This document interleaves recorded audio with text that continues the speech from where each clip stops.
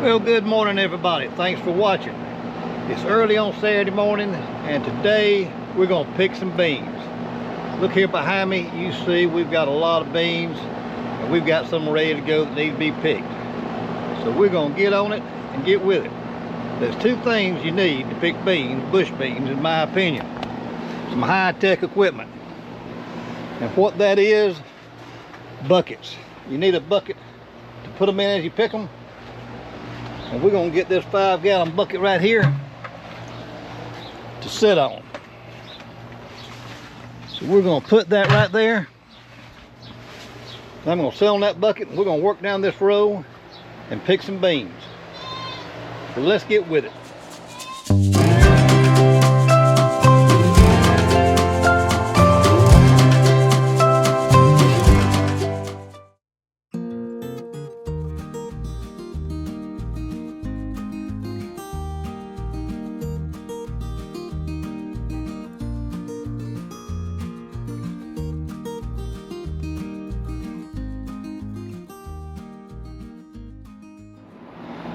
Well, that's one side picked, and I'm going to dump these in the kitchen sink with some water.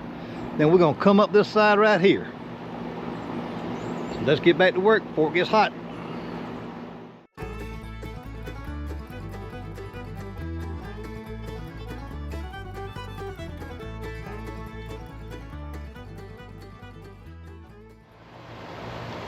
Okay, well, we've got a mess picked. And I always like to give them a drink of water when I finish picking because it stresses them out to do that. So everything just got a good drink of water and it's starting to get hot. But let me show you, when I pick green beans, some of them already got too big, which is good because I leave those as I go along for my seed for next year. And I got right up here in this end, this plant right here. You see all those big beans right there? There's some beans in there that have gotten real big. You can see them down in there. And I just leave those because I picked plenty of beans. And we'll use those for our seed for our next year. But these seeds, I saved them last year, so free seed. And look at all the beans that I grew. And we'll pick plenty off of them. And then when they're spent, we'll pull them up, get our seed beans off of them, save them for next year. We're not through yet. Then we'll take these plants, we'll put them over the fence and feed them to the cows and the goats. So we get a lot of use, a lot of mileage out of these free beans. So let me go inside and show you what we picked.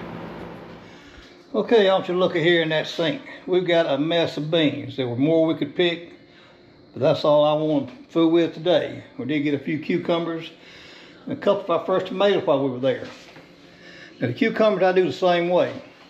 I save their seed. Those are straight 8 cucumber. They're heirloom. And there are about 2 or 3 on the bottom that have gotten really big. And I'm leaving those, which one will be more than enough. But I'll take a few from each one of those 3 when they get ready to go. So what I'm going to do now is I'm going to give these beans a good rinsing. And I'm going to go over there and sit out on that sofa right there. Put me something on TV. We're going to go to breaking beans.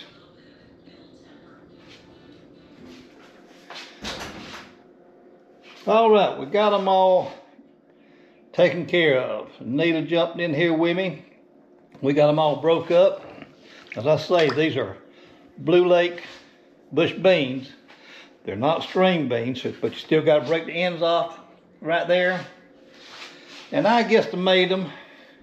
And I think we got at least 28 pints. I put up mostly pints because it's just the 2 of us, but I will put up a few quarts. So I rinsed them once before we started. Then we broke them up, rinsed them 2 more times. I'm probably going to rinse them 1 more time.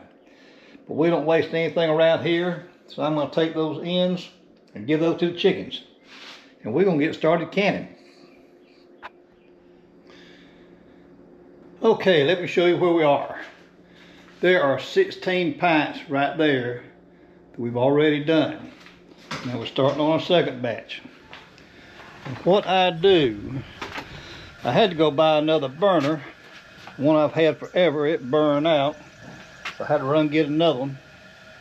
So what I'm doing You can either cold pack or hot pack green beans. I like to hot pack them. That's just the way I've always done it. So I have a pot full of beans. I'm going to bring them to a simmer, let them go for 5 minutes, cut them off, then we're going to jar them up. Now what I have here is I've got an All-American 921 canner. Really like it. It'll hold 7 quarts, and it says 19 pints of regular mouth jars, but I use wide mouth, so I can get 16 pints of the wide mouth jars. I've always used wide mouth everything because I've never wanted to have 2 different size lids or rings to deal with. So everything I use is wide mouth. We can get them stacked 2 deep in here. So when those get simmered, I put my jars out. Oh, my jars also, let's talk about that. I do not sterilize my jars when I'm pressure canning. A lot of people will say you gotta sterilize them, put them in the oven at like 400 degrees for so long, sterilize them. But no, you do not when you're pressure canning, because that's what the pressure canner does. It kills all the botulism and all the germs. But you do want them clean. So I run mine through the dishwasher, bring them out here, we'll put the beans in them, and I put a half a teaspoon of kosher salt in the top of them. And that's optional, you don't have to. That's all I do. Then I take a little rag with some white distilled vinegar. I wipe the lids on them, or the rims around the top of the jars, to make sure there's nothing there. I heat my lids, put them on. Here's Biscuit scratching at the door. He wants to come see what we're doing. So I'll put the lids on them, tighten them down finger tight, put them in the canner. And we'll put the canner on there, turned up. Then once it starts, we get a steady stream coming out right there of steam. We'll set the timer for 10 minutes. We'll let it vent for 10 minutes to get everything out of it. Then where I live, we use the 10-pound weight, put on right there, bring it up to 10 pounds, and with green beans, with the hot pack, once we give them 10 pounds, 20 minutes. Set our timer for 20 minutes, let them go. Once that's the 20 minutes is up, we'll turn the burner off and let it sit. We'll let it cool down on its own. I do not take the weight off or do anything to help it vent. I just let it cool down on its own. And you saw the finished product in there. So that's what we got going on right now. So we're gonna keep on with it, and I think we probably got more than 16 pints left. So we got 2 more rounds to go, I believe. So let's go to it. There you go.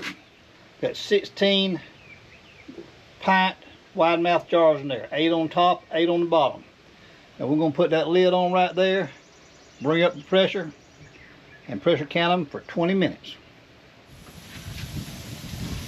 We've got it up to temp, 10 pounds pressure. We've got a timer set for 20 minutes.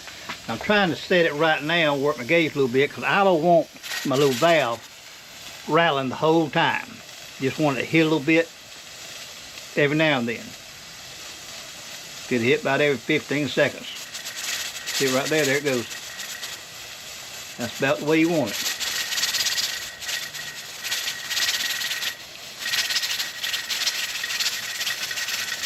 Well, a little more than I want it. Got a little breeze out here today, so it's kind of hard getting it exactly right, but that's going to be close enough right there. 20 minutes, we'll be back. The timer just went off. We're going to shut off the gas. One direction. Got the gas shut off. And we're just going to let it cool down on its own. We're not going to pull the weight and vent it. Do not do that. Just leave it alone. Go do something else. And we're going to come back later when it cools and pull them out. Now I did some estimating. I think I've got 7 or 8 more pints to do. So when I get those out in a little while, I'll do the other 7 or 8 pints. Then we'll come back at the tail end after I get them out and get a final total. So let's go get into something else for the rest of the day. Well, here's the final product. 39 pints. I started to thin out them last few so I can make it even 40, but I decided not to waste a jar on a lid. So here's 39 pints. Right out of the garden. You saw I put just about a half a teaspoon of salt in each one, which is optional. You don't have to do that. But I'm going to tell you the secret. When I go to cook one, pour them in a little pan. And what I do is I add just a little bit of bacon grease. I do save bacon grease, and it is the best flavor. Put a little bacon grease in there and warm them up, and man, oh man, are they good. So 39 quarts, and I'm going to leave them sitting right there till tomorrow. Let them cool on down. Then I'm going to take the rings off of them. Do not store my rings on them. Take the rings off. I'm going to date them. And I'm going to put them back in the boxes they came out of. Take them in the pantry and put them on the shelf. So 39 pints. Next time I'm going to do quarts. Be 4 or 5 days. We got plenty more beans out there. We're going to put them in the quarts. So that's all for now. Well, today's Thursday, and you know what that means, garden tour. But instead of going to the garden today, we're going to have a garden tour inside. We're just going to look at what the garden's producing. As you saw, we've been getting a ton of green beans. We've been canning them. We've gotten some tomatoes, some squash, that's that rise and shine yellow squash, black beauty zucchini, a couple of straight 8 cucumbers, a few little jalapenos.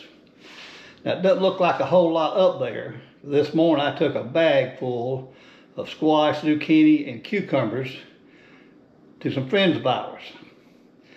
And tonight we're going to cook some. We're going to cook the squash, zucchini. We're going to open up a can of green beans. We're going to slice a tomato. Got me a little jalapeno to go with it. I'm going to make a little pound of cornbread. So our garden is producing, it's coming in, it's doing good. So that's our garden tour for this week. Now I don't know how the weather is where y'all are, but it has turned off hot and dry. I don't think we've had any measurable rain in a couple weeks now, and the temperatures have spiked.